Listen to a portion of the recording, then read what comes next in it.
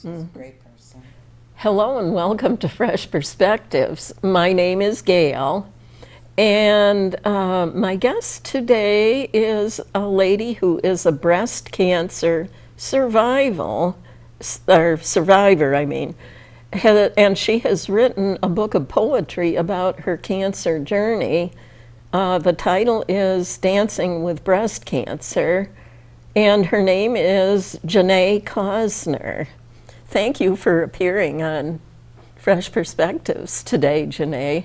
Now, it is so funny. A couple of different people had recommended that I have Janay on my program at some point in time, and but nobody'd given me her contact information.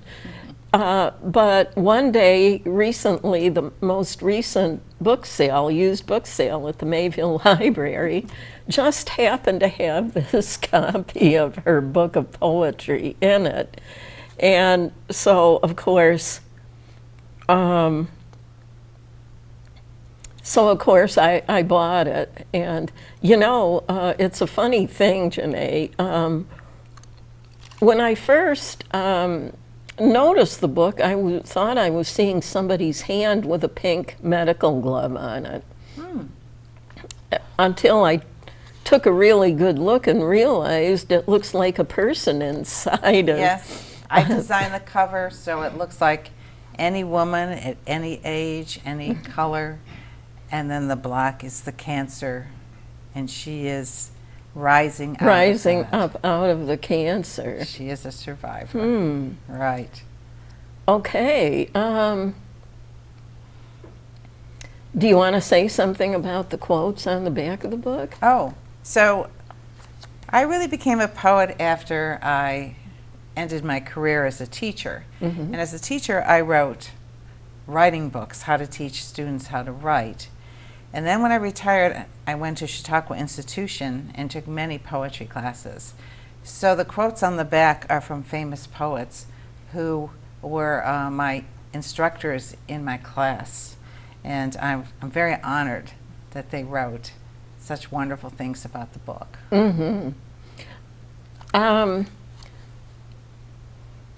Yeah, there was, here it is. A quote by Albert Einstein, who I have always been a fan of. No, I don't know him personally, but just a fan. I never met him. But anyway, he goes, we dance for laughter, we dance for tears, we dance for madness, we dance for fears, we dance for screams, we are the dancers, we create the dreams. That is nice. I'd never seen that one before. Right. Well, I was a dancer, just a fun dance, not a ballet dancer or anything, but I've always loved to dance. So when I was diagnosed with breast cancer 10 years ago, I couldn't dance anymore. So my dance became my poetry, my words. And I divided the book into 4 sections. But before I even did that, whenever I was at a doctor's appointment or up in the middle of the night, which I was a lot, I wrote. I wrote over 400 poems. In the book, there's about 110. But I can't stress the importance of writing when you're under a stressful situation. So the book is divided into 4 sections, finding out about breast cancer and surgery. Part 2 is chemo. Part 3 is radiation. And part 4 is my new normal. Now, my friend said to me years ago, around 2018, could you turn this book into a play? And so I wrote it as a play, which was performed in 2019 in Naples, Florida, where I lived 6 months out of the year. Then COVID came and I sort of forgot about it. But I was at the Westfield Writers Group, which is in that wonderful Lakeshore Center for the Arts. I cannot rave enough about that. And they saw my book, and Tina Rossa approached me and said, would you like to do it next year? So it's next year, and we'll be doing it. Next year is already It's right here, right. Yeah. So it was 10 years ago that you were diagnosed with breast cancer. Right. Okay, so you were a teacher. What did you teach? Was it elementary school or high school? High school, inner city Cleveland. Oh, wow. So you must have lived in Cleveland a long time. I was born in Dallas, but I lived in Cleveland. We moved there when I was 2, so Cleveland was my home. Mm-hmm. And I raised 2 children, and I decided I wanted to go back as an English teacher. And a principal called me to go and teach on Valentine's Day after the regular teacher had 4 substitutes, and I was going to be the 5th substitute to go into this group of sophomore classes. Mm-hmm. And the only thing he said to me was, please keep them quiet so the gifted kids across the hall can study and listen to their teacher. And that's what I walked into. So basically, you walked into a class of problem kids. So the first day I walked in, Valentine's Day, everybody's walking on their desks, hanging out the window, screaming, and the bell rang, and I'm standing there going, now what do I do? So I reached back somewhere, and I said to them, all right, I'm your new teacher, Ms. Cosner, and we are going to start with A's, and we are going to work backwards. Everyone has 1,000 points to the end of the year because we were in the last quarter. The entire room went quiet. They sat down. Really? And I had them. They were DNF students. They had never received an A. And I must say, at the end of the year, I had a few C's, but I had a lot of A's and B's. So it was very exciting, and because I did such a great job, and I also said, I will never call home for a negative reason. They're like, what? I will call home only for positive reasons, and I did that once a week. And I remember one man accused me of being drunk. He said, somebody's parent? Someone's parent, and he said, no one has ever said a good thing about my boy. Wow. And then he said, I'm going to come in tomorrow, and I'm going to shake your hand, and he did. Wow. So because I really settled this, and I taught them how to write, I had to come up with a system. They could not write a sentence. They were sophomores. Wow. They were not readers. They were like 3rd, 4th grade reading level. So I came up and I brought up a few of these books with formula writing. And formula writing, I eventually wrote 8 of these, helped the students pass the Ohio proficiency tests. And it's giving a structure. I believe structures are liberating, and that's what happened. So I took my program down to kindergarten, and then after about 12 years working in this wonderful school, I left to be a writing consultant, and I was in over 450 school systems in Ohio, teaching the teachers and then actually going in and working with the students. And that's where I ended my career. Well, was it a natural gift that you had to be able to control the kids that way? I think so. I mean, everyone has a gift. I have one. That's it. So, yeah, that's pretty amazing. If they hadn't been, no other teacher had been able to get the situation under control. No. And my philosophy of teaching is where the heart goes, the mind will follow. And I treated them like gold. They were my students. I was very personable with them, and I loved it. I mean, there were drive-by shootings. We had to leave the building for bomb threats. I loved teaching. I could have left thinking of my safety. Never. Yeah. So then I retired, started to write poetry. I finally had time. Yeah. And I finally had time to do watercolor painting. Yeah. Yes. Those are really interesting. Let's see. Well, you do love to dance. Yes. But I'm called the Dancing Queen of Naples. The Dancing Queen of Naples. Yes. So, have you ever tried belly dance? Yes, when I was in Turkey. Oh. In fact, that's in the play. Oh. It starts off the narrator of the play. She's just getting home. That's when I found out after I got back from Turkey. I had a letter in the mail saying I needed further testing. Oh, that was the result of some test you'd had But before. I took the mammogram before I left. On the 2 month, I came back to this letter, which changed my life forever. But I had been belly dancing with Turkish men. It's terribly fun. Well, yeah, I just wondered because that's the kind of dancing that I like to do. Oh. You know, I was kind of drawn to it when I was a little girl, actually, and never had the chance to learn it, though. Well, dancing is an expression. It's movement. I don't know. In fact, at the end of the play, I'm going to dance alone.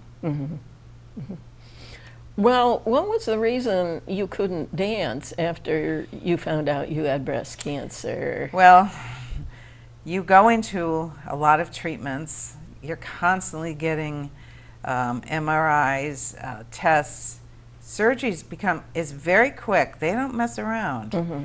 And after surgery, they give you 6 weeks, and you really do not feel like dancing. And then you start chemo, which completely knocks out your energy, and you list to one side. My husband, my great caretaker, who I dedicated the book to, had to hold my arm when I walked because I would list. My balance was off. I didn't drive. And then I went into radiation. And so May 15th, we drove to Chautauqua, to Mayville, where I live. And that was my recovery. And I had a big X on the calendar, and that's what kept me going. Oh. And even then, I needed, my doctor said to me when she told my husband, not me, that I had cancer. My husband's a doctor. I couldn't believe she didn't tell me. She looked at him and said she has breast cancer. Then looked at me and said, this will be a year out of your life. It was more than a year out of my life, but it wasn't that much more than that. And after that, then I started to dance again. Oh, okay. And felt the rhythm of life. I'm glad you were able to get yes, back I to dance it. a lot Yes. now. Yes. Well, in some ways you were lucky because you did not have to have a radical mastectomy. No. I did have 18 nodes removed under my arm, which had cancer, and I had a lumpectomy. I have a poem. Do I have a moment? Maybe I could read it? Oh, yeah. About the decision between, I was waiting for the decision. Would it be a mastectomy? Would it be a lumpectomy?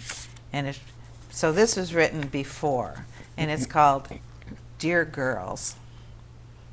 I knew you had power in 10th grade bonehead geometry when the boys took their problems up to Mr. Square's desk to get a better look at you, muttering, "Great rack," under their breaths. Later you ballooned into 36 Ds. Men bought beluga caviar in Las Vegas. Sugar daddies showered you with Chanel No. 5, a ruby necklace to accent your allure. You swayed through the ages, rock and roll, disco, and hip hop in low-cut sweaters. 2 beautiful, milky mountains. We were best buds, but now you're sick. We have to break up. I need space. I'm sorry, but I need to keep my options open. Anyway, I think I loved you more than you loved me, but I will never forget you. Sadly, Janay. And you did not have cancer in the opposite breast. No, it's only in the left.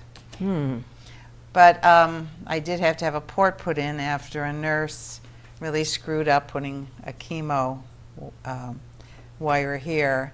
And so I had scars on my body. I did have a large slice scar under my breast. My whole arm under here is deformed. And then I had the port put over here, which is another scar I have. So I consider I still have scars from, I consider what I went through a war, and I was a warrior. Some people don't like to say that, but I felt like I was fighting for my life. And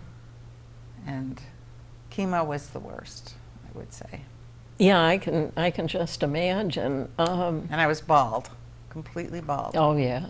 In the play, there's going to be a YouTube video of me reading my poem bald, and I am completely bald. Do you want to talk about the play, you know, like where it's going to be and everything? Well, it's going to be in August, on Friday, Saturday, and Sunday, August 16th, 17th, and 18th, at the Lakeshore Center for the Arts, which is right across from, it's a playhouse. It's in a church that has a steeple in Westfield. It's across from the library. Everybody knows the beautiful Patterson Library in Westfield. So it's 3 nights. It's 7 o'clock Friday and Saturday and 2 o'clock on Sunday. And it'll be about an hour and a half. We have 8 women in the play. It's too close for me to be in the play. I was not in the play in Naples either, except for the last part. So I will be dancing the last part, and I do have a few lines. But I decided it's too difficult for me to be the narrator. So we have some wonderful women in the play. And of course we have Tina Rossa, who's the director. She is fabulous. So I'm very excited about it. And if I could say one thing about it, it's to understand breast cancer, but it's also, as the doctor wrote on the back of the book, it's for anyone who has had a major illness. And it's for caretakers, and it's for husbands. As the doctor said, I never knew what breast cancer patients went through until I read Janay's book. A husband said that once in one of my readings too. So it's an understanding of not only breast cancer, because I know that's a topic that might not relate to a lot of people, but it's about having a major illness and being a survivor and what you go through. And it's not all roses. It's not all roses. When I was writing my poems, a lot of people say, you can't write this. This is sad. So there are some sad poems. There's also some funny poems and pretty poems. There's a lot going on in this poem, in this play. Some of the poets were surprised how humorous it is, you know. So that's sort of interesting. They put that in their quotes. So, yeah, I'm excited about it, and I hope people can come to it. Well, I'm planning on coming Yes. to it. And I think there are lessons to be learned, whether you have breast cancer, my brother had leukemia, don't sweat the small stuff. You're stronger than you think. And my favorite lesson that I learned is to dance fast and furious in my life. Well, actually, I lost the youngest of my 2 brothers to leukemia. Oh. So, Yes, I lost my brother to leukemia. he passed away also. Yes, but he was a warrior, and there were some happy moments there. And to watch people who are going through this, you really get to see their character. If I could talk a few minutes about my paintings, which will be in the Playhouse. Playhouse is black, so there'll be 6 of them. I only have 3 here. This is one that I did on sisterhood, and there is a sisterhood. I like to say, you know, there's a sisterhood of pants. I think that's a book, but I think we should have a sisterhood of beanies. That's what you wear when you have chemo. I'm always looking around for people with beanies, and a sisterhood of women. The second one is sad, and there are many emotions that go along with this, and sad is one of them. You're losing a part of yourself. You're deformed. You feel like you're not going to ever be the same. But there's a great deal of hope. And the last one, if I could read the poem, I'm Going on Vacation to the Sick World, is actually from the book. It's a very short poem. It's at the beginning. I used to go on vacation a lot, but never to the sick world. Yeah, yeah. This is, I'm going on vacation to the sick world. It's called Ballerina. I'm going on vacation to the sick world. No lounge chairs or pink drinks with umbrellas.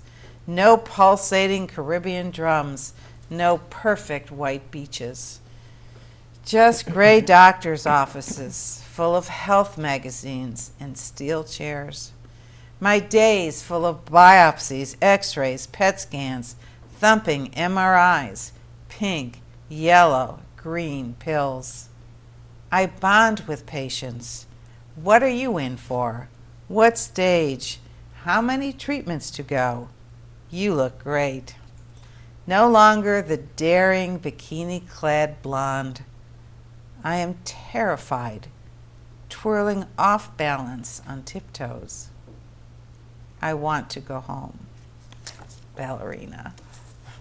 Wow. Going on vacation. Well, I know that you told me that you wanted people to know how you felt. Yes. At the time, and you put it all out there in your book, yeah. I did. And I hope that people can see, because I unzipped myself to write this book.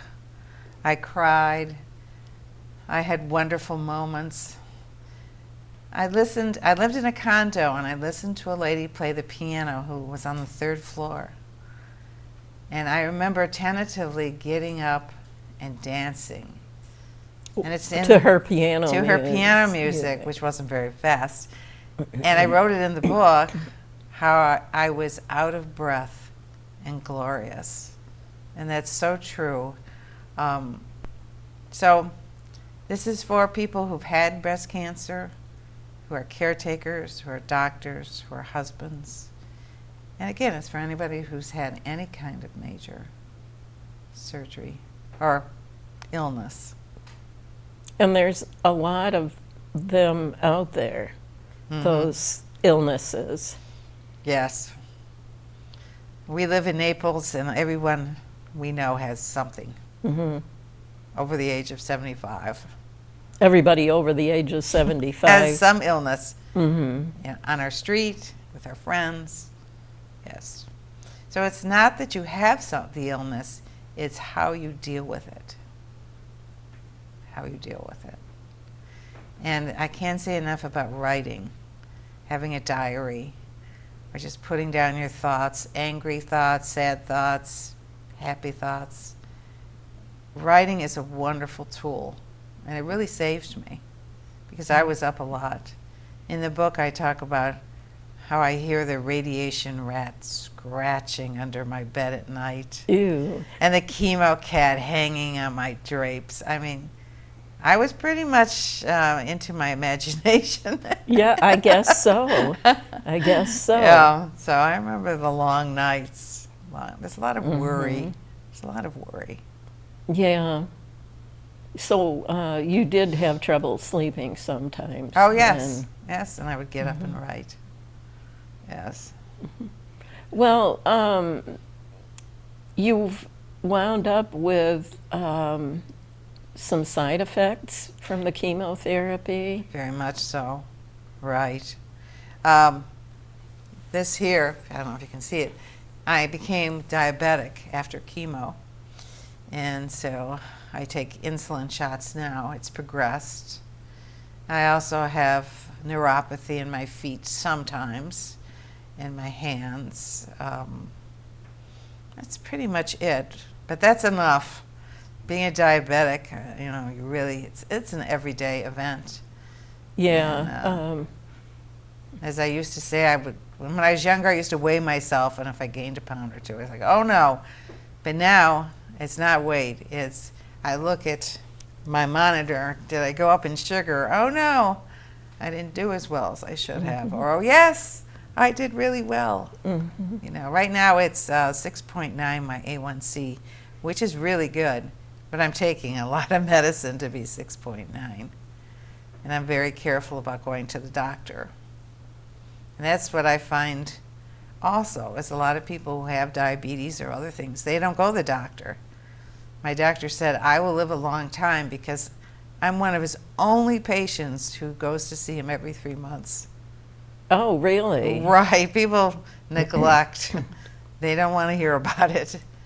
So I'm very thorough about my health. So every 3 months, Yes. no matter what. Then. Yeah, that's right. And I have a mammogram every year, which is terrifying to go through that, but I do. And then I go, another year, because there's nothing wrong. Mm-hmm. Right. Well, that is wonderful. Shall we read some more of your poems? Oh, okay. Let's see. There's one that I really like. I mean, there's some fun things. This one is called Scent. 16. Let's see. This was in the section of chemo. When you feel you have no hair, I'll also read the bald poem. In fact, I'll read the bald poem first. Oh, okay.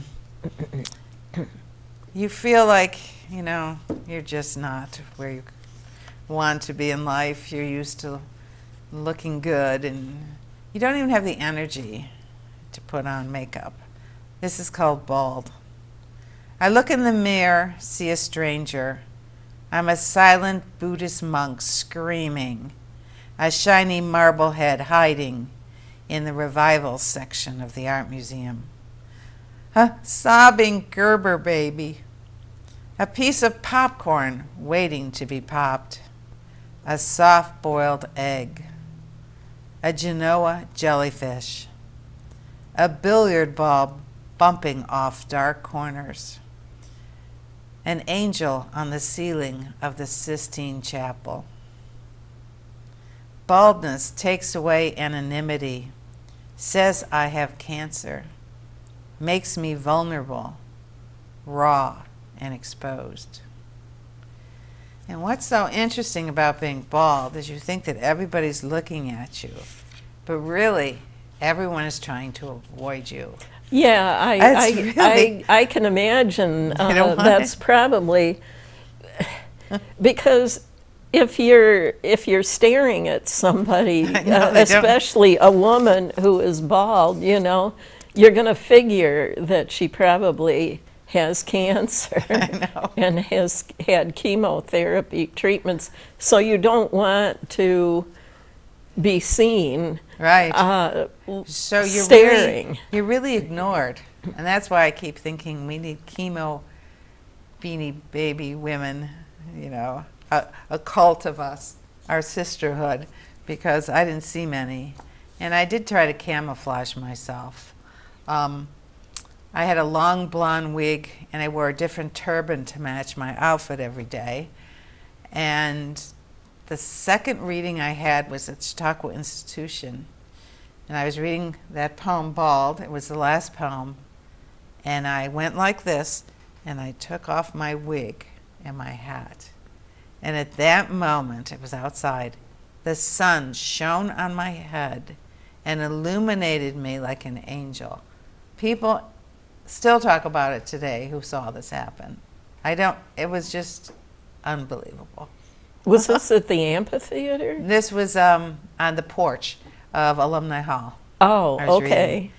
Okay. It was just one of the most, my husband saw it. I didn't see it because it happened to me, but there were pictures taken of it, and I was just illuminated. Wow. When you must have arrived at practically the same time I did at the studio here this morning. Yes. And I saw what looked like what they call a blonde bombshell coming in. So I said, yeah, that's Janay. That's funny. Here's something that people say. You'll be fine. What will people tell me today? My Aunt Bessie, a belly dancer, had breast cancer. So sorry. Let me tell you about my gallbladder. Don't worry. You are still desirable. Such a pretty face. My mom looked forward to chemo. She wanted to lose weight. Don't fret about your husband. I'll take care of him. What did you do to deserve this?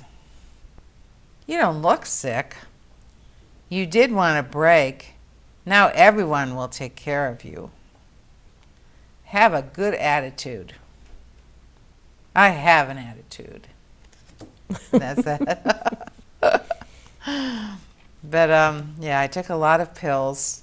I never worried that I would become an addict, but I did take Vicodin a lot. Oh. After chemo, I said, well, may I had another prescription? Because you change doctors and you go to radiation doctor. Oh. She said, no, you're done, and I quit that day. And you didn't have any withdrawal symptoms? No, nothing. But I have two problems about being on pills. Pain pills turn me into a scary person. I am in slow motion, no makeup, chipped nail polish, straggly uncombed hair, the same nightgown every day, a bath if I have the strength. Who am I?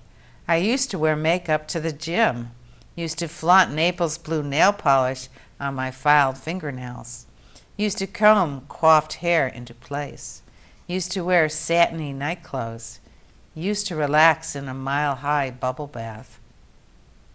I'm afraid of the stranger, afraid of being her. Afraid of being yourself. Yeah. Yes, I was going to read the one about scent. Oh, yes. Oh, but one more before that. The American Cancer Society, I must thank them. They sign you up for a beauty day, wherever city you live in. So this is my beauty day. A bag of goodies can make me beautiful in 2 hours. Chanel lipstick makes a smile brighter. Mary Kay concealer changes worry to smile lines. Maybelline eyebrow pencils fills in sparse eyebrows. Opie pink polish covers yellow nails. A video shows how tied scarves cover scars of surgery in bald scalps. 10 minutes in the wig room. I picked 2. They're free. A red one to be daring and a blonde one for sexy nights. All I really wanted to know was how to keep my eye makeup on when I cry. It's American Cancer. Well, I know that they have waterproof eye makeup. Like you see waterproof mascara, which I tend to stay away from because it's so hard to get off after you put it on when it comes time to take it off at night. Oh, yes, I wanted to read the scent one. Okay. I felt like when I was going through this, and this was the radiation section, so I was diagnosed, had the surgery November 10th, 2014. So this is in April and May. So I felt like I had been through a lot, and I didn't look myself and didn't feel myself, but I had some perfume. This is called scent. Oh, okay. A spray, a splash, like a bouquet of 1,000 flowers. Feel feminine. I'm vain. Remember my healthy, beautiful self. The mist, a veil obscuring my beat-up body. Invisible for a moment. I'm a woman again. The most alluring woman in the room.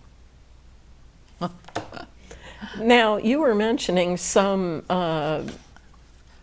certain shade of blue for your fingers. Oh, yes, I call this Naples blue. Naples blue. Okay, when you read that, I'm wondering if that's the color that she's wearing today. It's a pretty shade of blue. It is. It's, even my grandchildren go Naples blue, Granny.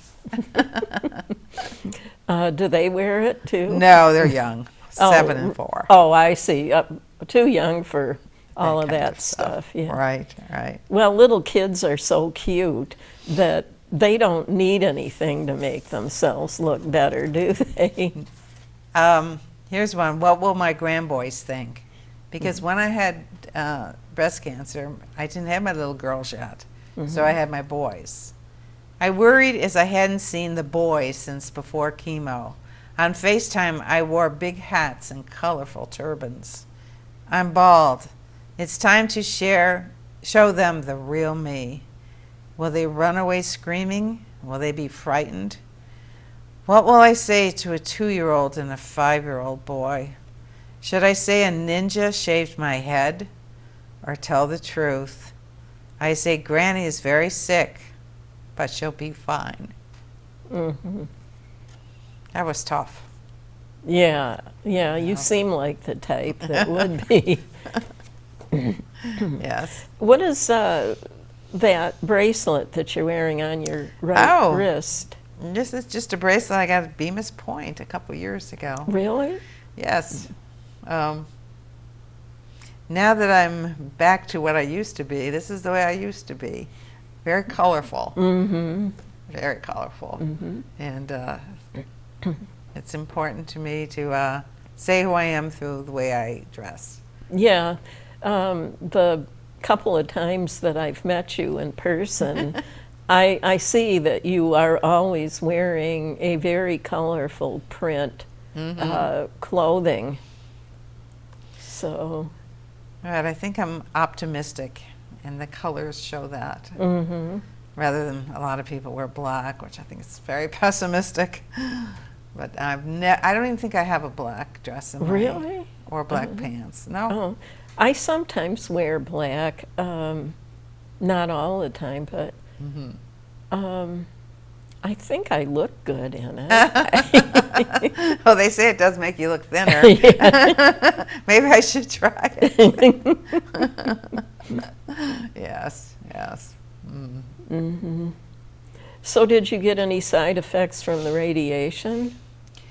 I'm lucky. For some reason, I'm German, but I've always tanned well. And I found there's a poem in here about my friends. And a lot of them got severe burns because they had very pale skin. But no, I don't think I did. I thought radiation made me tired, but it was so easy. It was 10 minutes a day. Oh, I'd like to read that. It's a fun thing about radiation. The first time I went, and you lay on a little skinny steel table. First radiation treatment. It's April Fool's Day, the joke's on me. I'm in the women's gowned waiting room, leafing through an issue of Vogue. The cover reads, "Working It." The irony, not lost on me.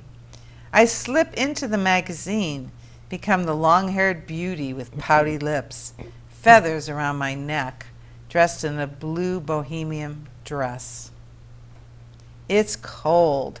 The radiation rat lurks in the corner. A serious nurse comes to get me. I lie on a skinny bed. Don't move a muscle, a tech says. For 10 minutes a day, a monster machine passes over me. I think of Brian and Martha, my childhood friends and old boyfriends. Tommy, the first boy I married in 2nd grade. Only 32 treatments to go. My nose itches. Uh-oh. I'm not allowed to And you're move. not allowed to move. Now, what's so interesting in the play, this is in the play, I actually found the issue of Vogue, and we have it in the play that says "Working It." You found it. Okay. Yes, we found it on some site. So I had all the props from 2019, so I brought them with me. And so the actresses will be wearing chemo beanies. They'll have Vogue. They'll have different things. Yeah, I remember you asking me if I was going to be, when I come to the play, if I was going to be wondering which one of the women have had breast cancer. Right. I guess I never thought like that, but I don't think, as we look at people, we ever think that. So I hope that is not anybody's thought process during the play.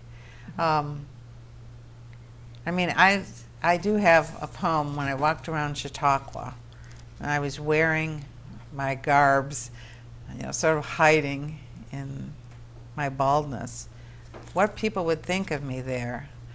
And I sort of was amused because, I don't know how to find it here. that people might think I'm this or that when I'm really not any of those things. It's probably in the new normal. So my new normal was interesting. A secret under my clothes. And that's the way I think breast cancer survivors think, that we have a secret under our clothes. Strangers see penciled eyebrows, a crew cut. This is when I took off my beanie and I had hair that It's long. just starting to come in. Right. A flowing dress, a stone necklace, leather bracelets. Some think I'm a hipster, edgy and effortlessly cool. Some think I'm a tree-kissing vegan who wears natural fiber clothes, hoop earrings, and Birkenstocks. Some think I'm a lesbian, smile, and try to hit on me. I am a mystery to all. Only I know the truth. I am a survivor. And that's the way I think breast cancer women are today. Oh, yeah. We have a secret. So were women actually trying to hit on you? Oh, yes. Oh, they were? Yes. When you have the real short hair, maybe. I don't know. I've noticed that I see quite a few people here the last few years, women that are wearing super short haircuts. That doesn't necessarily mean they're one way or another. Yeah. I think it's probably just how they feel comfortable, you know. In some ways, it was very cool. I was here in the summer. It was 80 degrees. Yeah, I've seen people, women, where they're kind of shaved. As a style. Up to their top hair, and just wear that really, really, really short. Well, my hair came in grayish brown, and I was told I could not dye it for a year. Oh. And I used Nature Tint, which is a very natural hair dye. I felt I was too young to be gray, so I don't know when I'll be gray. So we'll see. Well, I could ask you a question, but you probably wouldn't want to answer. Uh-oh. Yes. Would you want to tell a viewing audience how old you are? Oh, of course. Well, I have to say something about age. I always thought when I was older, I would be retired in reading, painting, and I'm doing so much. I'm wondering when will I ever be done, because when I go back to Naples, I'm doing what I call my Weird Women program, which is I've painted 17 weird women that are this big. Then I name them, Pondering Penelope, Evil Iris, and then I wrote a poem for it. So that's an hour-and-a-half presentation. And I'm going back, and I keep thinking, when am I going to be done? I'm going to be doing all the libraries in Naples and country clubs. I'm doing a lot of those. And who knows where this will take me. Maybe I'll be doing it in Fredonia again, or the institution, I'm not sure. Yeah. So this October, I'll be 75. Yes. Oh, really? Yes, so I'm thinking, I just keep going. You and I are the same age. 49er? I was born, 49er. I will be 75 in September. Oh, I am younger, I'm October. She's getting a little bragging in there. What can I say? What can I say? This is my favorite of your paintings. This one? The ones with all the ladies with their backs turned. Yes, notice the different color hair. They could be any race, any height, any age. You don't see their face. They all look nice and slender, don't Yeah, they do. Well, cancer does that to you. Yeah, yeah. Most people do lose weight. Yeah. I suppose they probably do. Is it because of an effect that the treatments have on you, or is it you lose your appetite? You lose your appetite during chemo. And you really, just to get to the table sometimes takes a lot of strength. I was amazed. I mean, I used to work out and dance a lot. I became very exhausted during the process. But I gave into it. I didn't really fight it. I said, and I never went anywhere during chemo. A lot of people do. They sort of throw the dice and say, oh, well, I'll just go and hopefully I won't get any germs. I never wanted to get sick. Because if you get sick, then because I really want to be at Chautauqua. May 18th, it takes 3 days to get here, and I didn't want anything to be thrown backwards because I was sick. So I stayed inside. I never went anywhere except for a walk for 3 months. How long afterwards, after you've had these treatments, when it's safe to go out? Well, radiation, you're safe because it doesn't affect that. You can have a cold or whatever and still have radiation, but chemo, you have to be very careful. And I know people who went out and got sick, and then everything gets longer and longer. I couldn't wait to leave. It takes us 3 days to drive here from Naples, and I was determined to be in the car with that X on my calendar. And then I came here to recover, and I did. Yes. Well, that's good. Yeah. So I have another poem that I think is interesting. It's toward the end. It's about damaged goods. My breast betrayed me with illness. Surgery maimed me.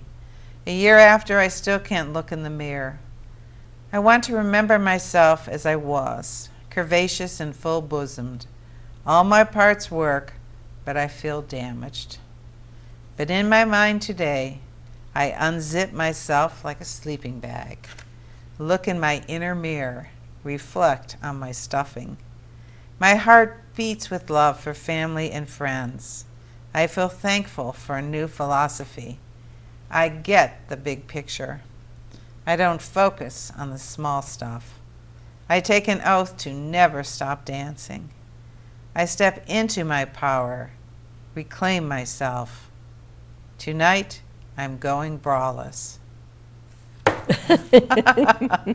See, there's the humor in the play. Yeah. So there are 110 poems in here, and I'd say 45 are in the play. And there's a narrative between. So someone portrays me. And it starts with me dancing in Turkey, so isn't that interesting? Oh, yes, definitely. Yes, and how my life changed. And there's a lot of poems about my husband, my rock, and my children, yeah. Do your children live in Ohio? No, one son lives in Austin with the 2 girls, and my daughter lives in Long Island with 2 boys and a husband. Oh. So, yeah. They're not coming to the play. It's too close.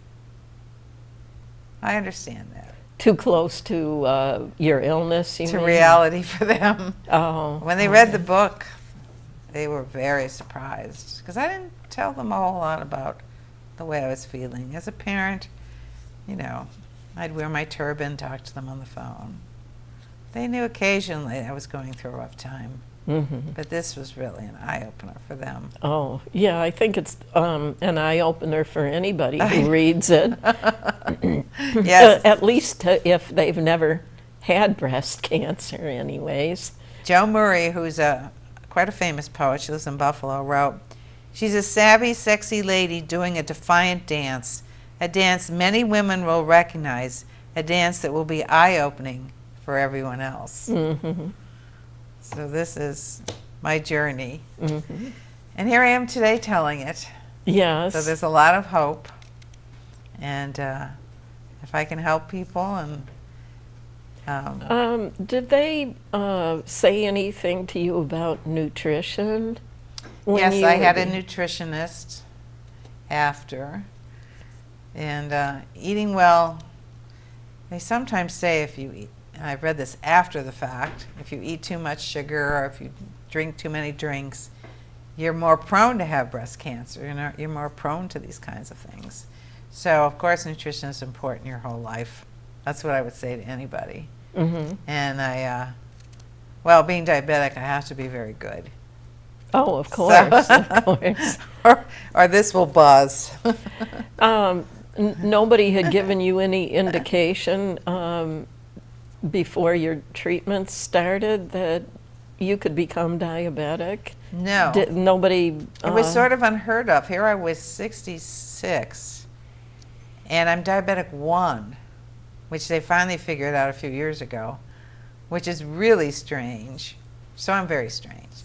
Diabetic 1 is usually for younger people. Mm-hmm. So I'm treated now as a diabetic 1. For years I was treated simply because the doctor thought with her age she must be 2.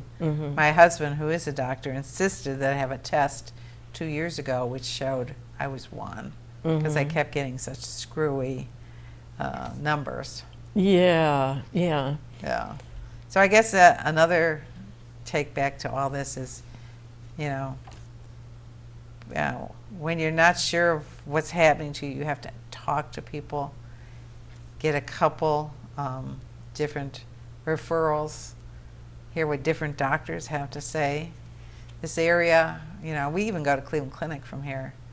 I mean, I would say that to anyone. If you have any problems and you're concerned you're not getting what you need in Chautauqua County, go to Cleveland Clinic. They're the best. 2-hour drive. So there's lots of hope around It's here. a really good. And we have Roswell too. Really in good Buffalo, place. Yeah. which I've never been to. But Roswell is excellent too for breast cancer. But I'm talking about all kinds of illnesses. Right. We have to be careful. People come from all over the world to the Cleveland Clinic. Yes, so why can't we drive 2 hours? Exactly. I know. Somebody that I know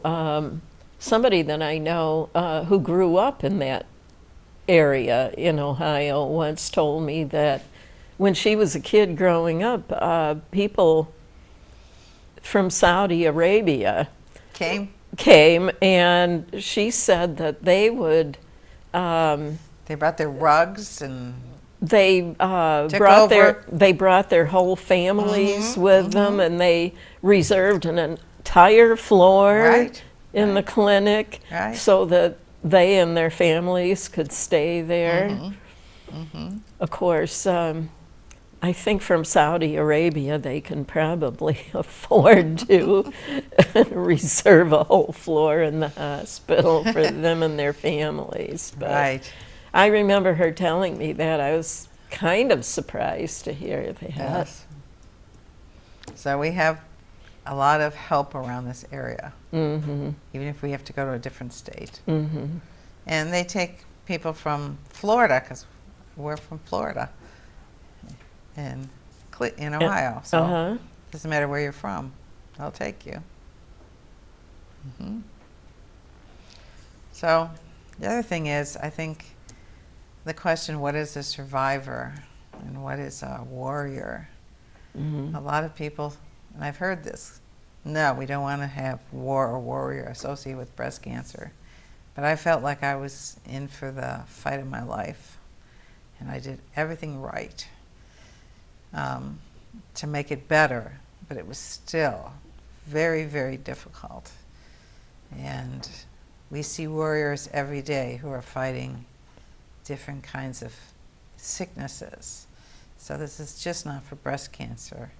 It's for people who step up and fight the fight. It is a fight. I was terrified when I heard it, because my brother went through chemo and he was so sick. I thought, oh no, I can't do that. I took shots so that I wouldn't get sick. They were $10,000 every time I had chemo. My insurance paid most of it, but but I never really got sick like my brother did. But that was a different sickness, ailment he had, leukemia. So was it acute myeloid leukemia, or don't you know? No, he got a new immune system. He went into University Hospitals in Cleveland, got a new immune system, was there for 6 months, and only lived 6 more months. So and he had a 4-year-old and a 6-year-old. Very tough. That is sad. Very tough. Yeah. But he was a real warrior, and we actually had some fun times. Well, even keep living. Even with practicing yoga. Yeah.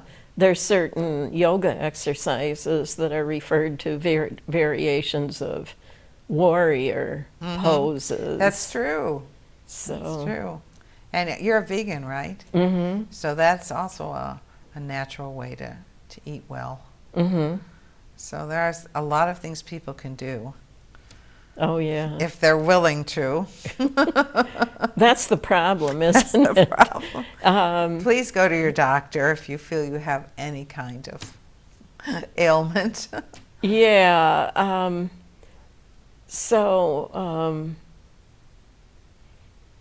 I knew a woman, and she was diagnosed with breast cancer. And, well, the doctors told her that they could give her a year to live. It was stage advanced. 4? I Yes, was stage 2A. Mm-hmm. She was diagnosed when she first found out about it. She was already in stage 4, and they said that she could live another year with aggressive therapy. That's all they could promise her, was 1 year.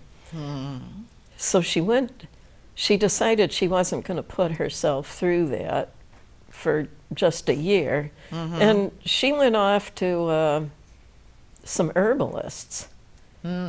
And just, well, it was beyond a vegan diet. It's even more strict than Very strict. that. She could only eat raw foods, raw plant foods. So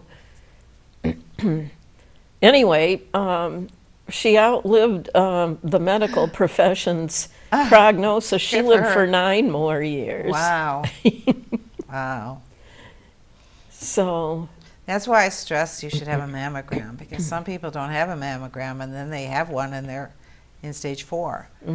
So I had one every year, and in 1 year's time I was already in stage 2A. So it happens quickly. And so you have to have your yearly mammogram. And there's a lot of hope. Even if I have breast cancer again, I know it will be not that bad, because I just saw them in November. So the growth of cancer can go very quickly. And the younger you are, it seems like the worse the cancer is. For the some younger reason, you are? Yes, women in their 20s and 30s. Wow. A lot of them do not live. Huh. I wonder why that would I be, don't because you know. figure young women would be more resilient or something. So now my daughter, who's 44, she started to have mammograms because of my history. So that's the other thing. If your mother or grandmother had it, you should ask your doctor, should I have it earlier? I think it was 40, they say now, or 50 even, for your first mammogram. So she went earlier than that, just to be on the safe side. Well, we've come to the end of another episode of Fresh Perspectives. It's been wonderful having you on today. Thank you. And to tell your story. And I'll see those of you in the viewing audience when I do the next episode.